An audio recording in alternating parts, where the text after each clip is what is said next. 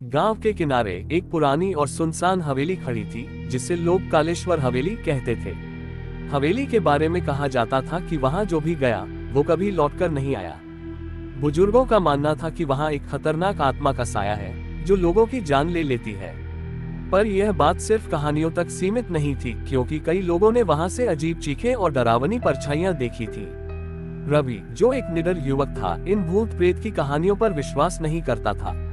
उसने अपने दोस्तों के सामने दावा किया कि वह हवेली में जाकर रात बिताएगा और सबको गलत साबित करेगा। दोस्तों ने उसे रोकने की बहुत कोशिश की, लेकिन वह नहीं माना। रात के 12 बजे रवि एक टॉर्च और मोबाइल लेकर हवेली के अंदर गया।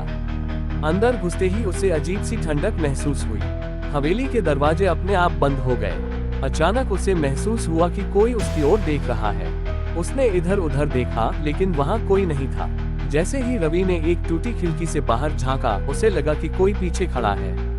उसने पलटकर देखा तो एक सफेद साड़ी में लिपटी हुई महिला खड़ी थी, जिसकी आंखें जल रही थी और उसका चेहरा अधजला था। रवि की घिघी बंध गई। उसके कदम जमीन में जैसे जम गए हों। वह महिला धीरे धीरे उसकी ओर बढ़ रही थी। रवि ने डरकर भागने की कोशिश की, लेकिन उसके पैर सुन्न पड़ चुके थे। अचानक हवेली की दीवारों पर खून की लकीरें उभर आईं और हर तरफ अजीब सी फुसफुसाहट होने लगी। रवि को याद आया कि गांव के बुजुर्ग बताते थे कि यह हवेली कभी ठाकुर रणवीर सिंह की थी, जिन्होंने अपनी नौकरानी को मारकर यहीं दफना दिया था। उसी की आत्मा हवेली में भटक रही थी और जो भी अंदर आता उसे मार डालती। रवि ने हिम्मत जुटाकर भगवान का नाम लिया और दौड़ने की कोशिश की, लेकिन तभी दरवाजा अपने आप बंद हो गया। खिड़कियां तेज हवा से खुद ब खुद फड़फड़ाने लगी।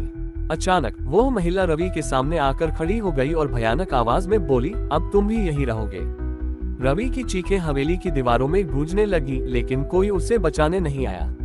अगले दिन उसके दोस्त जब हवेली पहुंचे तो वहां रवि के जले हुए कपड़े और उसकी खून से सनी हुई घड़ी मिली, पर रवि का कोई नामो निशान नहीं था। गांव वालों ने फिर से हवेली के दरवाजे बंद कर दिए और वहां जाना पूरी तरह मना कर दिया। लेकिन आज भी आधी रात को हवेली से रवि की दर्दनाक चीखें सुनाई देती हैं और हवा में वह आवाज गूंजती है, अब तुम भी यहीं रहोगे।